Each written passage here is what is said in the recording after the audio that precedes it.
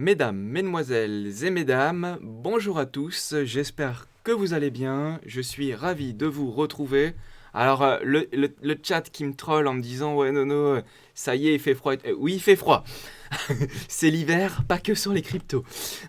Bon, salut à tous, c'est un plaisir de vous retrouver aujourd'hui dans la vidéo et aussi en live. Donc, je rebondirai aux questions du live qui est toujours sur Twitch. Donc, si vous êtes sur YouTube, venez nous rejoindre sur Twitch. Vous avez la petite notification et comme ça, on peut échanger. C'est toujours plus sympa. Donc, je vais vous parler d'une newsletter que j'ai envoyée à tout le monde. Enfin, à tous ceux qui ont bien voulu s'inscrire à la newsletter. Et du coup, je vais en parler. Et je vais en parler, vous expliquer le truc. On me demande est-ce qu'il y aura une rediff. La réponse est oui. Donc, je vous emmène sur la newsletter tout de suite. Et on va regarder ce que je disais. Donc déjà, le truc, c'est que, vous le savez, en ce moment, c'est le bordel. C'est le bordel par rapport à quoi? C'est le bordel par rapport au fait que on a eu des événements qui sont, on peut dire, semi-systémiques, et qui auraient pu être systémiques finalement, franchement, du point de vue de ce qui s'est passé, on s'en sort globalement plutôt relativement bien. Et en fait, la dernière fois que je vous avais quitté, on était plutôt par le haut et boum. Et qu'est-ce qui s'est passé? Je vous fais pas un dessin, je vous le refais pas, tout le monde en a déjà parlé. Je pense que c'est assez suffisant comme ça. FTX, les scammers, vol d'argent, voilà, c'est un énorme scam. Tout le monde, enfin tout le monde, tous ceux qui étaient, oui, c'est tout le monde qui était sur FTX se sont fait scammer l'argent qu'ils avaient sur FTX. Il y a très peu de chances de les retrouver, malheureusement. Je sais que c'est dur à entendre et je souhaite bien du soutien à tous ceux qui ont été sur cette plateforme. Je trouve que c'est dommage parce que, euh, comme je disais avant de commencer la vidéo, en fait, moi, la première vidéo que j'avais fait, la première de ma carrière, ça fait plus de 2 ans maintenant. La première de ma carrière, c'était un tuto Ledger pour mettre des dots sur une Ledger. Et je disais au tout début de la vidéo, avec un son pourri, une image pourrie, tout pourri, je disais qu'en fait, on a déjà des problèmes sur les échanges depuis fort longtemps et que il faut décentraliser ces jetons, de les utiliser de manière décentralisée. Donc là, malheureusement, il y a eu un hack, enfin même c'est un scam ou même une arnaque sur un échange. Même il y a eu la totale. Hein. Il y a eu un scam plus arnaque plus hack. Enfin, il y a eu tout ce qu'il fallait. Il y a eu. Et il y a eu donc du coup un petit choc systémique qui aurait pu être beaucoup plus grave. Ou en tout cas, du moins pour l'instant. Parce que la première chose que je disais, c'est justement dans ces moments-là, enfin moi en tout cas, je ne parle que de moi et où chacun pourra faire ce que lui voudrait. Mais moi, j'applique toujours quand c'est comme ça un principe de prudence. Comme je ne sais pas ce qui va se passer et un gros acteur s'est effondré et qu'il y a des ramifications avec d'autres gros acteurs ou des acteurs plus modestes, en fait, ça peut toucher en cascade différentes, différents acteurs et ça peut avoir une durée plus ou moins longue. Donc c'est ce que je disais en privé aux membres qui me suivent sur le Discord privé. D'ailleurs, si ça intéresse des gens, vous pourrez regarder ça dans la description. Je leur disais, en fait, le truc, c'est que ça, faut au moins attendre 2 semaines minimum pour voir les premiers cadavres. Mais c'est les premiers. Après, derrière, on ne sait pas encore qu'est-ce qui va sortir de ça. On voit qu'il y a beaucoup d'acteurs qui ont perdu de l'argent. S'ils ont perdu de l'argent, ils ont perdu l'argent des investisseurs. Je tiens à dire un truc qui est important et que beaucoup de gens oublient. C'est que moi, j'avais retrouvé un article. C'était il y a 2-3 jours. J'ai retrouvé un article qui date de 2017. Écoutez bien, je pourrais vous le ressortir si ça vous intéresse. Écoutez bien, l'article, il disait déjà en 2017, ceux qui perdent le plus d'argent, c'est les VC, les Venture Capital. Donc en fait, le truc, c'est que dans, dans tout le cycle de vie des gros investisseurs, donc en fait, vous avez des gros investisseurs qui investissent dans des structures, et la structure va, elle, investir dans des projets. Et en fait, il disait que ceux qui perdent le plus d'argent, c'est les VC, et que c'est un métier qui est très peu rentable dans les cryptos. Pourquoi? Parce que il y a une fluctuation qui est très importante et les VC peuvent faire des excellents coups avec des x10, x20, x50, x100. Mais le truc, c'est que ils ont des difficultés pour sortir des projets. Pourquoi? Parce qu'ils mettent beaucoup d'argent. Enfin, c'est-à-dire qu'ils récupèrent beaucoup de tokens et après, pour sortir la liquidité, c'est toute une autre histoire. D'autant plus qu'ils ont un deuxième handicap, parce que c'est le handicap d'être trop gros dans la crypto, c'est comme on est dans un marché qui commence à être mature mais qui ne l'est pas encore, et ben en fait les VC, les venture capital, ils n'arrivent pas à sortir, du coup c'est ce que je disais, ils n'arrivent pas à sortir toute leur monnaie comme ils auraient envie au moment où c'est le meilleur pour pouvoir réinvestir ailleurs et autres. Et le deuxième problème, c'est que comme ils ont tellement de tokens, ben en fait ils sont pointés du doigt. À tel point qu'il y a même des fichiers, alors je ne sais pas si vous les avez déjà vus ceux-là, mais il y a même des fichiers qui circulent sur Internet par les projets. Et donc c'est les projets qui mettent des notes au venture capital. C'est-à-dire ils vont dire par exemple Three Arrow Capital, c'est des dumpers. Ils les classent comme ça. Eux, c'est les gros venture capital, ils dump. Eux, c'est des bons parce qu'ils vendent jamais. Et en fait, il y a même des classements qui classent les venture capital pour dire lui c'est un chien parce qu'il vend tous les tokens, lui c'est un bon parce qu'il vend jamais. Donc vu qu'il vend jamais, pour nous les projets, pour nous c'est très bien. Donc et en fait les venture capital ils se font aussi afficher comme ça. Donc en fait pour eux c'est pas évident. C'est pas évident parce qu'en fait quand ils rentrent, ils mettent beaucoup de monnaie, ils prennent énormément de risques. Et le risque paye, hein. En général, franchement, le risque paye. Sauf que ils arrivent pas, soit ils arrivent pas, ou soit ils peuvent pas, ou bien ils se font démonter au niveau marketing, au niveau de la communication par les projets, parce qu'au moment où ils veulent sortir, ils se font défoncer. De manière, quand je dis ils se font défoncer, je dis au niveau de la de la communication, on va les pointer du doigt sur Twitter en disant regardez, j'ai l'adresse de Alameda Research, ils ont 20%, je dis une totale bêtise, hein. Ils ont 20% du tokenomics de Atom et ils vont dumper une grosse partie, regarder, etc. Donc vous voyez, le truc, c'est que ça, pour eux, c'est pas évident. Et du coup, dans l'article de 2017 que j'avais vu, en fait, ils expliquaient que, en gros, Venture Capital, faut pas croire que c'est une mine d'or. C'est une mine d'or quand ils sont au top du marché et qu'ils arrivent à distiller un petit peu. Mais au final, on a la preuve qu'il y a plein de venture capital en bear market qui tombent parce qu'ils ont pris trop de risques. La fameuse smart money. Ouais, la smart money en crypto, le problème c'est que la smart money en crypto, quand ils veulent sortir trop de tokens, il n'y a pas la liquidité pour pouvoir sortir les tokens. Exemple, vous avez des jetons qui sont listés à 1 milliard de dollars de market cap, mais si un projet veut sortir 10 ou 20 millions de dollars, en fait, ils vont faire défoncer, le prix va descendre de 20, 30, 40% s'il n'y a pas de liquidité. C'est une histoire de liquidité.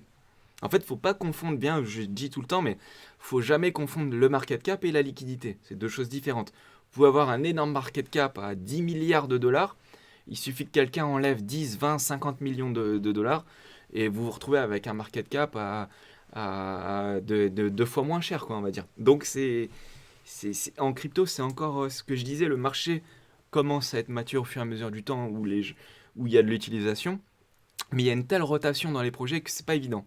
C'est pas évident pour eux. Après, moi, j'aimerais bien, si j'avais été à leur place, j'aurais déjà pris un peu plus de précautions. Après, bien que c'est pas évident de juger parce que quand on n'est pas à leur place, donc on sait pas trop. Là, il y a du One Buyu qui dit Moonrock, eux, ils dump. Eh oui, et tu te souviens, si je sais pas depuis combien de temps tu es là, One Buyu, mais One Buyu, Moonrock, je les avais identifiés déjà depuis très très longtemps, mais sauf que eux, moi j'estime qu'un fonds, un venture capital, il a le droit de dumper, c'est tout à fait son droit, mais en fait le truc c'est qu'il y a des fonds, en fait ils ont différentes pratiques. Il y en a qui investissent dans des scams et ils savent que c'est des scams, et vu qu'ils ont des relations, ils vont payer à gauche à droite du marketing pour faire monter un peu la sauce, prendre la monnaie et se tirer le plus vite possible. Et ça, c'est moins bon. Après, vous pouvez avoir des fonds qui sont un peu plus sérieux, qui arrivent à investir dans des projets qui sont sérieux, et ils peuvent récupérer leur valeur, c'est tout à fait normal et acceptable. Après, voilà, il faut faire la part de choses, je sais que c'est pas évident. Donc moi, je dirais, faudrait attendre un petit peu encore, là ça va faire maintenant presque 2 semaines, on voit déjà commencer de plus en plus les acteurs qui sont touchés. Faudrait attendre 1 semaine ou 2 encore en plus pour voir vraiment les conséquences avant de tirer une conclusion, parce qu'au final, la baisse qu'on a eue, elle est en décorrélation totale et dans le mauvais sens par rapport au marché à risque, c'est-à-dire les actions en bourse notamment. Donc là, on est en décorrélation totale et dans le mauvais sens. Nous, ce qu'on préférait dans les cryptos, c'est avoir une décorrélation, mais dans le bon sens, évidemment. Donc le truc, c'est que Je disais, j'ai vu, alors là c'est de moi ce que j'ai vu sur les réseaux sociaux, tout le monde se réfugie sur Binance. Moi je vous dirais, faites gaffe avec Binance, et pareil, je dis tout le temps, euh, à- à- on me dit que je fude, si vous voulez, mais moi je dis, il faut pas faire confiance à Binance. Parce qu'au final, souvenez-vous qui a allumé la mèche, de toute façon, tôt ou tard, ça aurait dû avoir lieu. Évidemment, ça aurait dû avoir lieu. Mais il y a eu quand même un élément déclencheur, c'était quand même Tonton CZ. Et là, il a réessayé d'allumer une nouvelle mèche sur Coinbase en disant que Coinbase n'avait pas les fonds, tout ça. Mais sauf que là, il s'est fait prendre la main dans le sac et il a supprimé son tweet. Donc après, ça, la personne physique, CZ, c'est une chose, et Binance, c'en est une autre. Donc moi, je parle juste là, lui, il fait ce qu'il veut, s'il a des problèmes de conflit d'intérêts, il fait son business, mais en tout cas, la société Binance, moi, je vous dirais juste deux choses. Parce qu'il montre les preuves de réserve, il dit j'ai 10, 20, 30, 40 milliards. D'accord, très bien. Moi, je poserais juste la question il y a combien en face? Les utilisateurs ont déposé combien? Et lui nous montre 40 milliards. Mais en réalité, combien ils ont déposé les utilisateurs? Ça, j'aimerais bien savoir. Parce qu'en fait, il nous montre que une face de la pièce, mais on n'a pas le verso de la pièce. Donc, et il y a une autre chose aussi, c'est que le siège social, où il est? Je vous pose la question, où est le siège social de Binance? Bah, en fait, on ne sait pas, il est inconnu. Donc il est peut-être aux îles Caïmans. À un moment, il était aux îles Caïmans. Peut-être qu'il a changé, il est à Malte. J'ai vu dans un tweet il n'y a pas trop longtemps, il voulait bouger en Irlande, mais on ne sait même pas où il est. À un moment, il me semble qu'il était à Hong Kong. On ne sait pas trop. Il ne présente pas ses comptes. On ne sait pas où ils sont. Donc moi, je me méfie. Voilà, je préfère. Là, il y a Zorel PMV, il me connaît un peu. Il me dit Kraken, t'en penses quoi? Kraken, j'ai beaucoup plus confiance en Kraken. Et notamment en son PDG qui, lui, a un bon esprit, je trouve. Et c'est safe, et ils ont rempli les règlements depuis très longtemps. Par contre, j'aimerais quand même voir les comptes de Kraken avant de juger. Pour l'instant, les comptes, on voit que ceux de Coinbase. Et Coinbase, ils sont de bonne foi. Je dirais pas que c'est le plus solide, mais ça va encore. Donc, de toute façon, tu me dis quel échange, quel échange. Moi, je te réponds, moi, j'ai rien sur les échanges. Enfin, j'ai peut-être quelques tokens vite fait et pour être prêt avec des ordres qui sont déjà programmés à certains prix. Mais sinon, j'ai quasiment rien, moi, sur les échanges. Donc, tu vois, au final, et la crypto, c'est ça aussi. Il faut aller dans une décentralisation. Je vous encourage à faire ça. Si vous deviez faire une chose, ça serait ça. C'est de vous encourager à aller de plus en plus vers des solutions décentralisées. D'ailleurs, c'est ce que je disais là. Euh, Beaucoup de monde fait de la pub avec des liens et tout, ça paye, mais moi je peux pas faire ça parce que c'est à l'encontre de moi comment je vois le truc. Donc je dis aux gens d'aller mettre leurs fonds de manière décentralisée, je vais pas faire le contraire en mettant un lien de référol sur un échange, ça serait malvenu.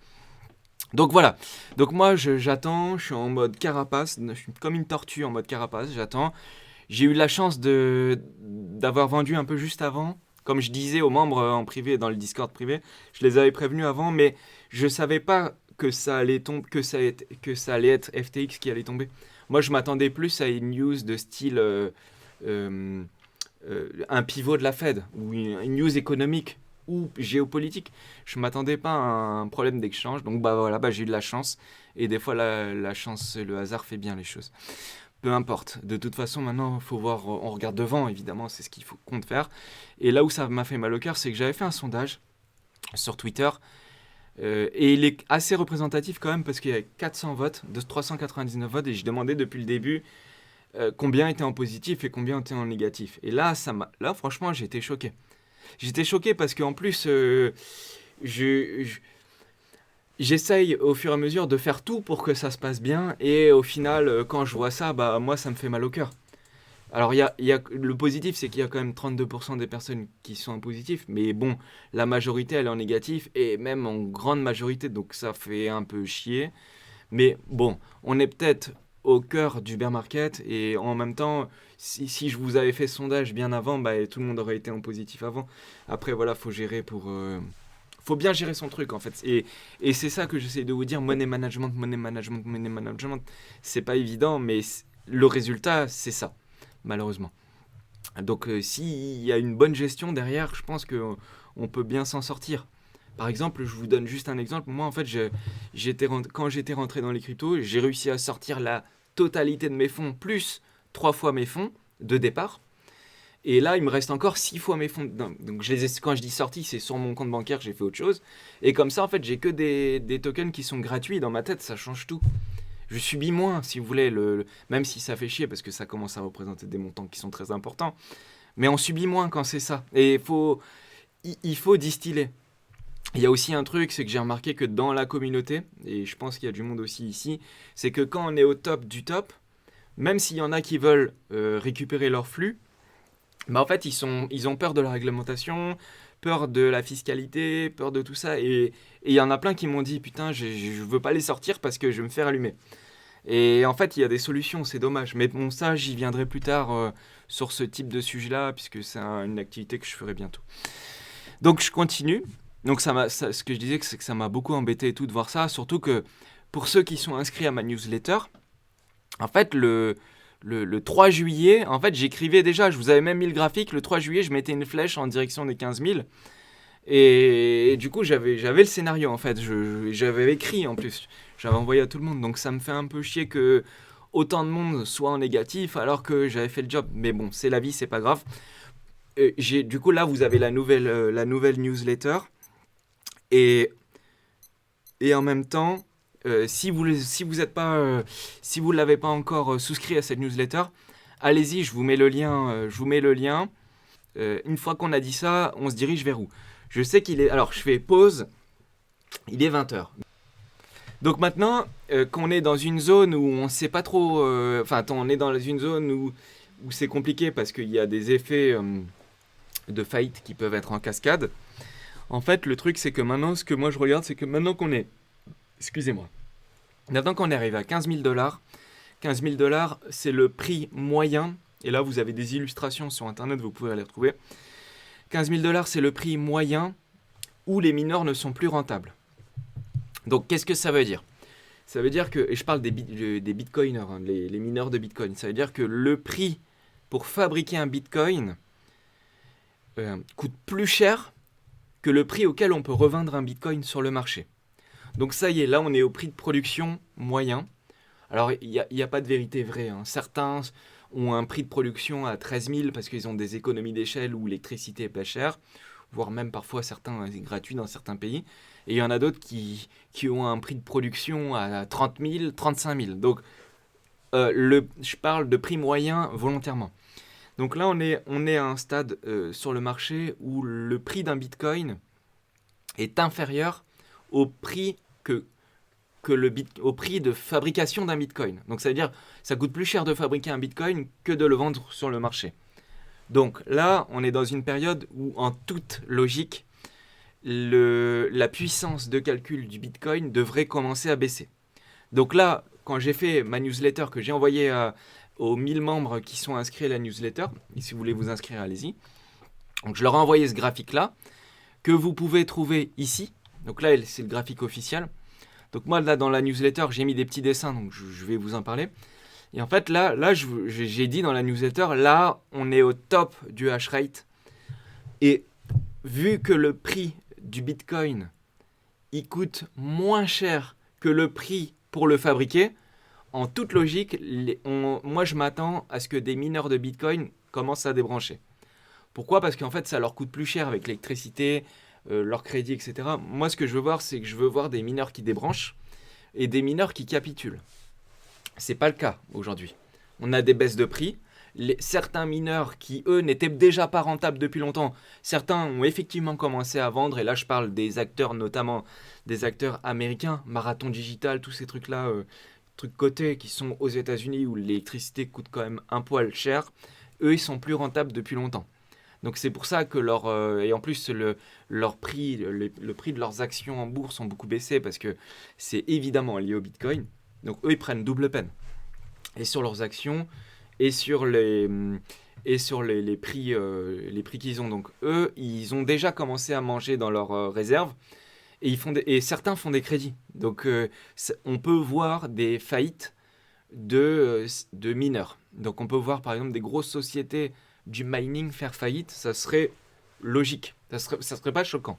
C'est ça que je veux dire. Et du coup, vu que le prix du Bitcoin est moins cher que le prix qu'il faut pour en fabriquer un, bah en fait, je veux voir des mineurs qui débranchent. Et donc, si des mineurs débranchent, qu'est-ce qui va se passer? La puissance totale du réseau Bitcoin devrait baisser. Alors, c'est pas une certitude, hein, c'est à ce à quoi moi je m'attends. Et peut-être que je peux me planter sur toute la ligne.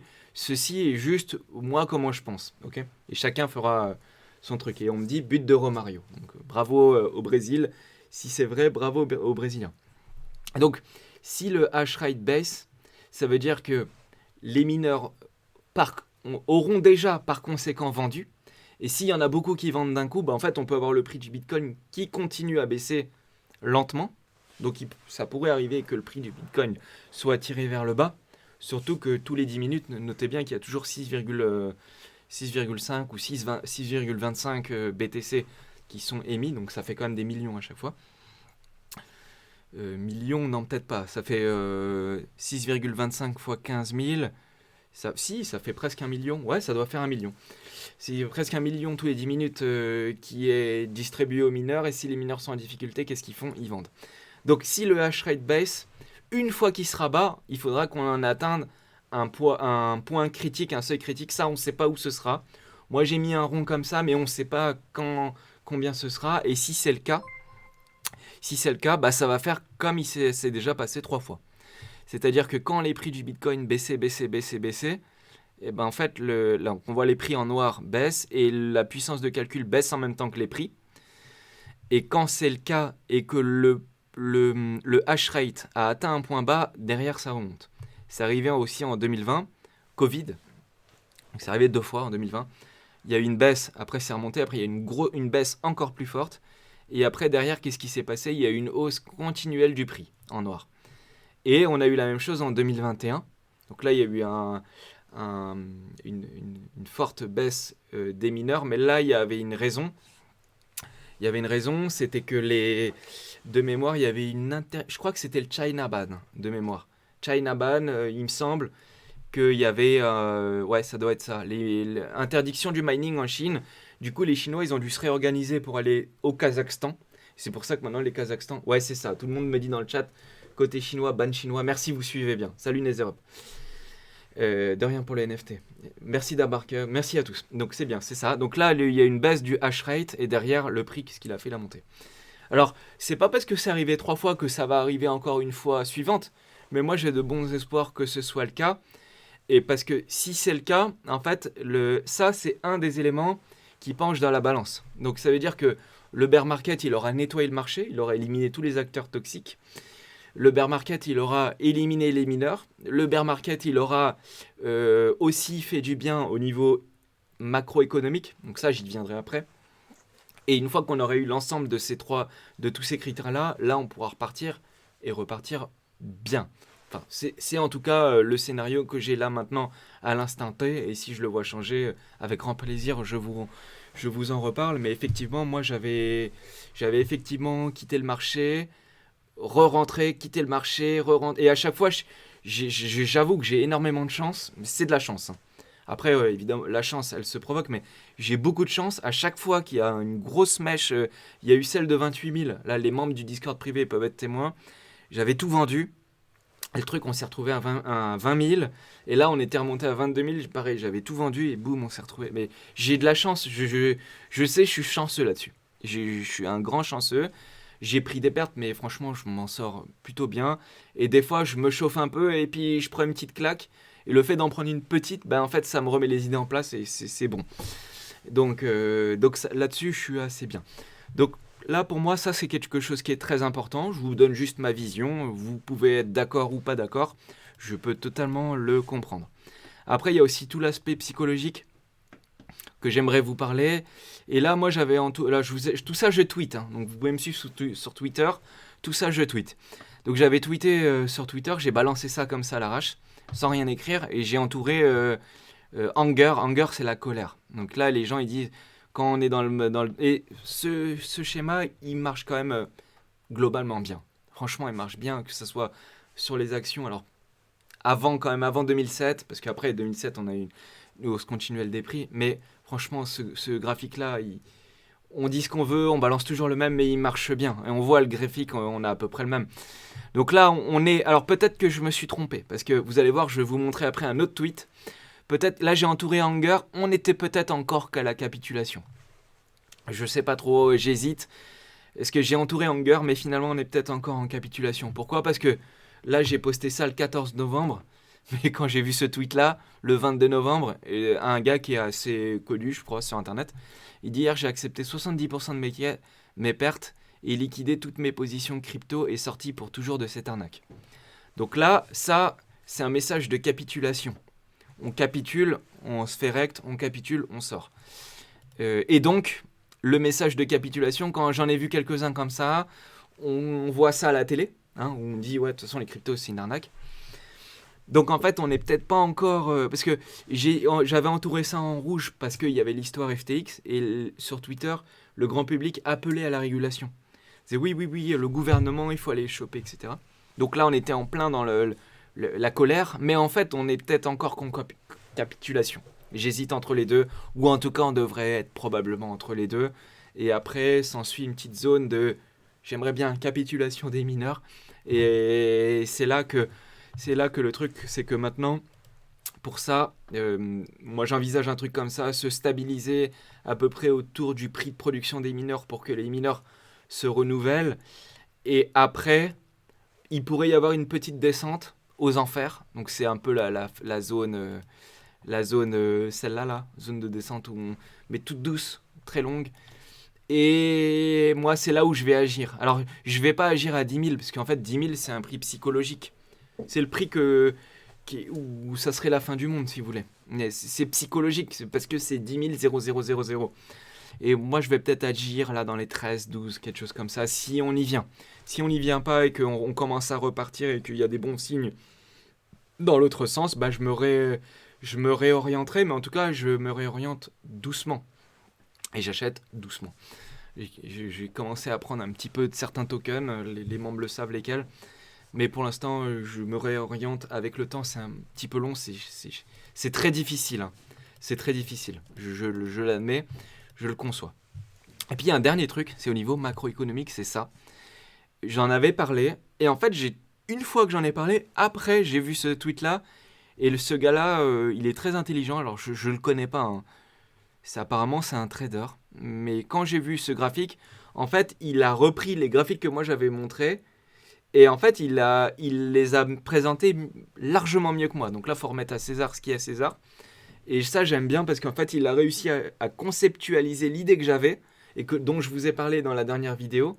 Et en fait, au niveau macroéconomique, et là, je ne parle pas que de crypto. Je parle de crypto, mais je parle aussi de marché en sens global. À partir du moment où la Fed pourrait pivoter, donc, le pivot c'est quoi ? C'est l'inversion de la courbe des taux. Donc là vous savez en ce moment il y a une inflation de ouf, donc qu'est-ce qu'ils font ? Ils appuient à deux mains sur les taux pour augmenter les taux. Et on voit en bleu là en bas, les taux augmentent, et en plus si vous regardez, ils augmentent beaucoup plus rapidement que ce que ça je vous l'avais expliqué la dernière fois, que en 2000, 2007 et 2019. Beaucoup plus rapide. La hausse, parce qu'il y a une inflation qui est plus importante aussi. Donc vu qu'on appuie avec les deux freins sur l'inflation et on augmente très rapidement les taux, la courbe elle est bien verticale, et ben, il y a un moment où ça va se stabiliser, peut-être à 5, 6, 7, peut-être 8%, on ne sait pas. Et une fois que ça sera stabilisé, on va commencer, puisqu'en fait, il y a, entre le moment où ils prennent une action et le moment où ça se répercute dans la vie réelle, il se passe du temps. Par exemple, là, les taux sont en train de monter. Et ben en fait, quand vous allez faire un crédit bancaire, immobilier ou autre, ben en fait, vous allez avoir, vous, l'augmentation effective de taux que 2, 3, 4 mois après. Donc, il se passe toujours en fait une latence. Et le truc, c'est qu'une fois que l'inflation va être stabilisée autour de 4, 3, enfin des chiffres qui seront assez raisonnables, 2, espérons qu'on arrive à 2, une fois que l'inflation sera maîtrisée, il risque d'y avoir les conséquences des hausses des taux. C'est-à-dire là un ralentissement réel de l'économie, si vous voulez. Donc ça veut dire des entreprises qui font moins de résultats parce qu'il y a moins d'investissements et du coup il y a moins d'argent qui circule dans l'économie. Et à ce moment-là, qu'est-ce qu'ils vont faire ? Ils vont rebaisser les taux pour réinsuffler une bonne dynamique. Et c'est quand ils font ça, c'est à partir du moment où ils commencent à rebaisser les taux, donc la flèche en rouge, et ben c'est le début, parce que comme je vous dis, il y a toujours une latence entre ce qui se passe sur les marchés et enfin ce qui se passe sur l'économie et ce qu'il y a réellement effectivement comme décision. Et ben en fait, on voit que c'est après que ça baisse. C'est au moment où on inverse le pivot, c'est ça le pivot.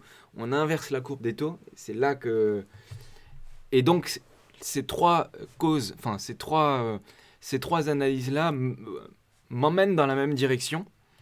Et quand on regarde le graphique de capitulation des mineurs, je veux vous le montrer aussi. Je vous ai montré le graphique qui est là, et en fait, si vous voulez, là, il est déjà en train de baisser. Parce que quand je l'ai fait le 4, je sais plus, j'ai balancé ça quand, j'ai dû balancer ça la semaine dernière. Et ben en fait, vous voyez que là, on était tout en haut, tout en haut, tout en haut. On était ici. Et ben là, ouais, c'était le 16 novembre, donc c'était il y a presque 10 jours. Et ben là, vous voyez, le hash rate commence déjà à baisser. Et il baisse pas un petit peu, hein. Il baisse quand même assez fortement. Donc en fait, on a tout qui va dans la même direction et c'est pour ça que bon, peut-être que tout ça c'est du bullshit et peut-être que tout ça c'est juste de la psychologie et peut-être que tout est faux dans ce que je vous dis. C'est peut-être ça c'est peut-être ça la réalité. Mais en tout cas, moi, de tous ces points de vue-là, j'applique mes stratégies et en ce moment j'attends de voir comment ça peut se passer. S'il y a une dernière capitulation, bah là, moi je le prendrais avec le sourire parce que j'aurais prévu ça dans mon plan.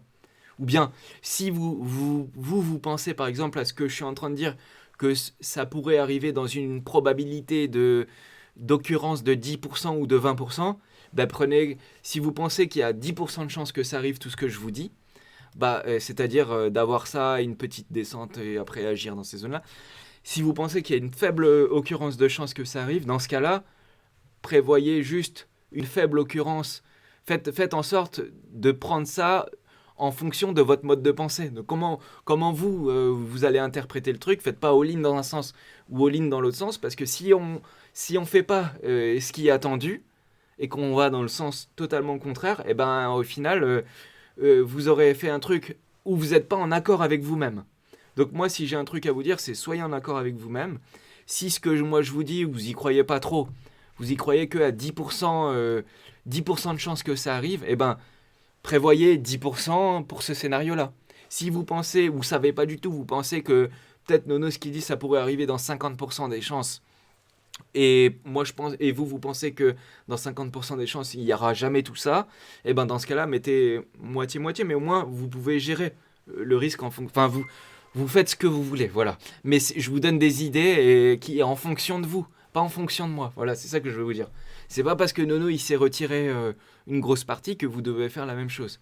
Parce qu'en plus, moi, j'agis très rapidement dans ces moments-là et je suis capable de remettre beaucoup d'un coup sans que vous ayez pu être mis au courant. Alors les membres qui le savent, c'est ceux qui sont dans le Discord privé parce que je leur dis tout comment je fais mes trucs et tout parce que ils sont là et ça les a intéressés, ils m'ont fait confiance pour ça donc je le fais pour eux bien volontiers. Mais il faut que vous ayez votre scénario, pas que suivre Nono dans sa chambre ou YouTuber bis ou Twitcher C. Même si ça peut être intéressant des fois d'avoir de l'information à gauche à droite pour compiler les trucs. Voilà, c'est mon message. Si j'ai un truc à vous dire, ce serait plutôt ça. Voilà, j'espère que ça vous a plu. Donc, comme je disais, vous pouvez vous inscrire sur la newsletter, lien dans la description pour YouTube. Vous pouvez, si vous voulez me rejoindre pour suivre en temps réel ce que je fais et tout, bah, et vous pouvez me rejoindre avec la team dans le Discord privé, le lien est dans la description. Par contre, ça, c'est payant. La newsletter elle est gratuite. Sinon, bah, je balance les news sur Twitter. Quand il y a des petits trucs qui bougent, comme je vous ai montré les tweets, bah, je balance. Donc faites-vous plaisir. Sinon, j'espère que ça a pu vous aider un petit peu d'avoir à l'oral ce que je vous avais envoyé à l'écrit. En tout cas, je suis content si ça peut aider certaines personnes parce que ça m'a quand même fait mal au cœur de voir 70% des personnes qui me suivent qui perdent de la monnaie. Bah là, je suis pas content. Je suis pas content parce que c'est pas le but pour moi. Et j'essaye justement de faire ça pour tirer les gens dans le bon sens. Et moi, j'y arrive. Et ça me fait chier franchement, ça me fait mal au cœur que vous y arrivez. Enfin, que 70% des gens se retrouvent en perte pour un truc comme ça. Voilà, c'est mon coup de gueule. Et si j'ai un dernier message à faire passer, un deuxième coup de gueule, mais là qui a rien à voir, s'il vous plaît, arrêtez d'envoyer des messages à Aurore Laluc. Laissez-la tranquille, parce que plus vous allez lui envoyer des messages et plus vous allez l'interpeller et plus vous allez lui donner de l'importance. Donc laissez-la tranquille, elle fait ses bails, elle se fait payer elle fait son business, c'est très bien pour elle, mais arrêtez, ça sert à rien. C'était mon coup de gueule, laissez-la tranquille, laissez-la vivre, et les insultes, c'est inutile. Voilà, merci YouTube, salut à tous, si vous avez aimé la présentation, donc dispo sur Twitter, sur la newsletter et sur Discord. Ciao, salut, à plus, merci, ciao.